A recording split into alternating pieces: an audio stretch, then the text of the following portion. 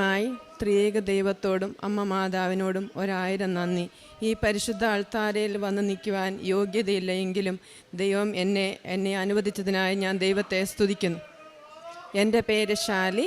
ഞാൻ മാംഗ്ലൂരിൽ നിന്ന് വരുന്നു. ഞാൻ ജോലി ചെയ്യുന്നത് കുവൈറ്റിൽ സ്റ്റാഫ് നേഴ്സായിട്ട് വർക്ക് ചെയ്യുന്നു. ആദ്യമായിട്ട് ഞാൻ 2022 ഉടമ്പടി എടുത്തത്. ഞാൻ സാക്ഷ്യം പറഞ്ഞു. എൻ്റെ 3 നിയോഗവും സാധിച്ചു കിട്ടി. എൻ്റെ 2 സാക്ഷ്യങ്ങൾ ബാക്കിയുണ്ടായിരുന്നു. ദൈവം എന്നെ അനുഗ്രഹിച്ച് ഞാൻ അതിനുവേണ്ടി ഒത്തിരി പ്രാർത്ഥിക്കുകയായിരുന്നു.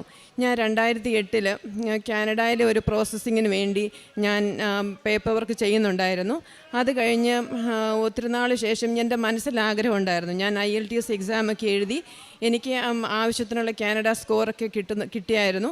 പിന്നെ ഞാനത് ഉപേക്ഷിച്ചു. പിന്നെ ഞാനത് കിട്ടുമെന്ന് പ്രതീക്ഷിച്ചതില്ല. പക്ഷേ 2024 ഞാൻ ഇവിടെ സാക്ഷ്യം പുതുക്കിയ സമയത്ത് ഞാൻ അതിനൊരു നിയോഗം വെച്ചിട്ടുണ്ടായിരുന്നു. ദൈവഹിതമാണെങ്കിൽ മാത്രം എനിക്കത് പോകാനിട വരണേന്ന്.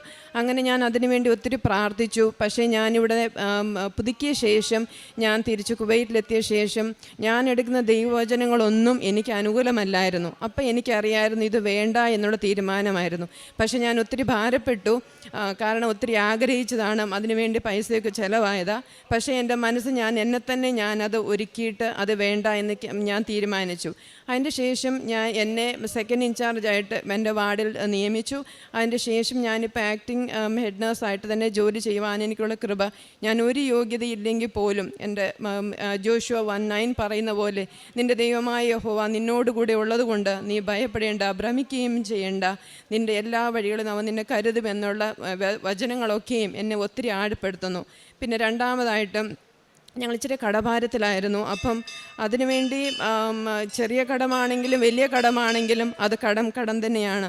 അപ്പോൾ അതുകൊണ്ട് ഞാനും ഹസ്ബൻഡും ഞാൻ കാശ് രൂപം പിടിച്ചുകൊണ്ടാണ് ഞങ്ങൾ ബാങ്കിൽ പോയത്. അപ്പം ആദ്യത്തെ ബാങ്കുകാർ റിജക്റ്റ് ചെയ്തു. രണ്ടാമത് ഹസ്ബൻഡ് അവർ 6 ക്രൈറ്റീരിയ ഉണ്ടായിരുന്നു ലോൺ സാങ്ഷൻ ആകണമെങ്കിൽ. പക്ഷേ 3 ക്രൈറ്റീരിയ ഉള്ളു. അപ്പം കിട്ടില്ല എന്നുള്ളത് ഉറപ്പായിരുന്നു. പക്ഷേ അപ്പോൾ റെപ്രസെൻറ്റേറ്റീവ് പറഞ്ഞു നിങ്ങൾ you just pray you will get it എന്ന് പറഞ്ഞു. അങ്ങനെ ആ വിശ്വാസത്തിൽ പോയി പ്രാർത്ഥിച്ചു.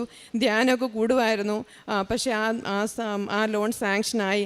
പിന്നെ അതല്ലാതെ ഞങ്ങൾക്കൊരു ചിട്ടി എല്ലാ തവണയും ഞങ്ങൾ പ്രതീക്ഷിക്കും, പക്ഷേ കിട്ടത്തില്ല എന്ന്. പിന്നെ ദൈവത്തിന് വിട്ടുകൊടുത്തു. നിൻ്റെ ഹിതമാണ് നടക്കട്ടെ എന്നും പറഞ്ഞുകൊണ്ട്. പിന്നെ അമ്മ മാതാവിനോട് ഞാൻ പ്രാർത്ഥിക്കുമായിരുന്നു, അമ്മ മാതാവേ നിൻ്റെ ഹിതമാണെങ്കിൽ എനിക്ക് ഈ പുണ്യഭൂമി വന്ന് സാക്ഷ്യപ്പെടുത്താൻ എനിക്ക് ഇടവരുത്തണേന്നും എൻ്റെ ഹസ്ബൻഡിനെ ഇവിടെ എത്തിക്കണമെന്ന് ഞാൻ ആഗ്രഹിച്ചായിരുന്നു. കാരണം പുള്ളി വരുമെന്ന് എനിക്കറിയില്ലായിരുന്നു, പക്ഷേ ഞാൻ ആഗ്രഹിച്ചു. അതും എനിക്ക് ഈ വരയിൽ സാധിച്ചു കിട്ടി. ഏത് കാര്യം ചെയ്യുമ്പോഴും അത് ദൈവഹിതമാണോ എന്നറിയുവാൻ ഞാൻ ഒത്തിരി ആഗ്രഹിക്കും. കാരണം നമ്മുടെ ഇഷ്ടമല്ല, എല്ലാ ദൈവഹിതം പോലെ ജീവിക്കണം എന്നുള്ള ആഗ്രഹമായിരുന്നു. പിന്നെ മോളുടെ ഒരു പല്ലിൻ്റെ പ്രശ്നമുണ്ടെന്ന്, പല്ലെടുക്കാനുണ്ടായിരുന്നു. അതിൽ കൂടി ഒരു അണപ്പല്ല് എടുക്കണമെന്ന് പറഞ്ഞു, സർജറി ചെയ്യണമെന്നാണ് പറഞ്ഞു. അപ്പം ഞങ്ങൾ കുവൈറ്റില്ല, അവൾ ബാംഗ്ലൂർ പഠിക്കുമായിരുന്നു. പക്ഷേ ആ സമയത്ത് ഞാൻ എല്ലാ ചൊവ്വാഴ്ചത്തെ ധ്യാനം മുടങ്ങാതെ ഞാൻ കൂടുമായിരുന്നു. ആ സമയത്ത് ഞാൻ തൈലം എൻ്റെ ചീക്സെ ഞാൻ പുരട്ടുമായിരുന്നു. അതിൽ കൂടി ആ സർജറി വേണ്ട എന്ന് പറഞ്ഞു. നോർമൽ ക്ലീനപ്പ് ചെയ്ത് അവളെ പല്ലിൻ്റെ പ്രശ്നം പരിഹരിച്ചു. പിന്നെ കഴിഞ്ഞ തവണ ഞാൻ സാക്ഷ്യം പറഞ്ഞ് പോയ സമയത്ത് എൻ്റെ കാശ് രൂപം ഇവിടുന്ന് മിസ്സായിപ്പോയി. അപ്പം അന്ന് രാത്രി ഞാൻ വീട്ടിൽ അന്വേഷിച്ചപ്പം എൻ്റെ ആ കാശ് രൂപം കാണുന്നില്ല. അപ്പം ഞാൻ അന്ന് രാത്രി സ്വപ്നത്തിൽ കാണുവാണ് അത് സേഫായിട്ട് ഒരിടത്ത് ഒരു ബോക്സിലിരിക്കുന്നതായിട്ട്. പിറ്റേ ദിവസം അത് ഇവിടെ കഴിഞ്ഞ തവണ വന്നപ്പം ഞാൻ എറണാകുളത്ത് ഒരു മോളുടെ അടുത്ത് അവർക്കൊരു ഇൻറ്റേൺഷിപ്പ് പീരീഡ് 1 മന്ത് ഉണ്ടായിരുന്നു. ആ സമയത്തായിരുന്നു. അപ്പം പിറ്റേ ദിവസം ഞാൻ അവളുടെ റൂമിൽ നിന്ന് ഇവിടെ വന്ന് ഞാൻ അന്നേരം ഇവിടെ ധ്യാനം നടന്നുകൊണ്ടിരിക്കുക. പക്ഷേ എൻ്റെ മനസ്സിലപ്പം ഞാൻ മാതാവിനോട് പറയുന്നുണ്ട്, മാതാവേ നീ എൻ്റെ കൂടെയുണ്ടെന്നുള്ള അടയാളമാണ്, ഞാൻ തിരിച്ച് കാശ് രൂപയില്ലാതെ പോവില്ല എന്നും പറഞ്ഞുകൊണ്ടാണ് ഞാനിവിടെ വന്നേ. പക്ഷേ ആ സമയത്ത് ധ്യാനം കഴിഞ്ഞ ഉടനെ ഞാൻ എൻ്റെ മനസ്സിൽ പറയുക ക്ലീനേഴ്സിനോട് ചോദിക്കുക, പക്ഷേ ഇവിടെ ആരെയും കാണുന്നില്ല. പക്ഷേ ആ സമയത്ത് ഞാൻ ഓഫീസിൽ ചെന്ന് കഴിഞ്ഞ് ചുമ്മാ പറഞ്ഞപ്പം അവിടുത്തെ ബ്രദർ എൻ്റെ ഡീറ്റെയിൽസൊക്കെ ചോദിച്ചു. അപ്പം ഡ്രോ തുറന്നപ്പം അവിടെ കാശ് രൂപ ഇരിക്കുന്നു. അതൊരു ജപമാലയിൽ ചേർത്തിട്ടുണ്ടായിരുന്നു. അപ്പോൾ അത് എൻ്റെ കാശ് രൂപമായിരുന്നു. അപ്പോൾ എനിക്ക് ഭയങ്കര സന്തോഷമായി. കാരണം നമ്മൾ ആഗ്രഹിക്കും നമ്മുടെ കൂടെ അമ്മ മാതാവും ഈശോയും ഒക്കെ ഒപ്പം വേണമെന്ന്. കാരണം നമ്മൾ ബലഹീനരാണ്. എല്ലാ കാര്യങ്ങളും ദൈവഹിത പ്രകാരം ജീവിക്കാൻ ആഗ്രഹിക്കുന്നത് കൊണ്ട്. അത് കഴിഞ്ഞിട്ട് ഞാൻ ഡ്രൈവ് ചെയ്തിട്ടാണ് ഡ്യൂട്ടിക്ക് പോകുന്നത്. 2 തവണ എൻ്റെ വണ്ടി ടയർ പങ്ക്ചറായി, ഞാൻ അറിയുന്നില്ല പങ്ക്ചറായി. പിന്നെ അത് സേഫായിട്ട് എനിക്ക് അത് ഒരു സ്ഥലത്ത് നിർത്തുവാനും, പിന്നെ ഒരു തവണ മഴയുടെ സമയത്ത് വണ്ടി സ്കിഡായിരുന്നു. സ്കിഡായിട്ട് ഒരു പോറലും കൂടാതെ എന്നെ അമ്മ മാതാവ് എന്നെ കാത്തു. അത് ഒരു വലിയൊരു സാക്ഷ്യമായിരുന്നു.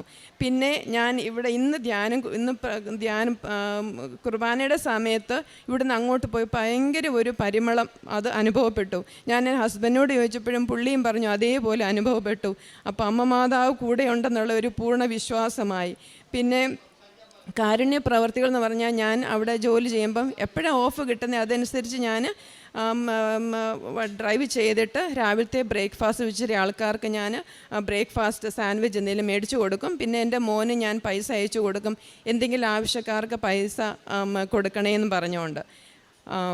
ഇത്രത്തോളം എൻ്റെ ദൈവം അനുഗ്രഹിച്ച എല്ലാ അനുഗ്രഹത്തെ ഓർത്ത് ഞാൻ ദൈവത്തെ സ്തുതിക്കുന്നു, നന്ദി പറയുന്നു.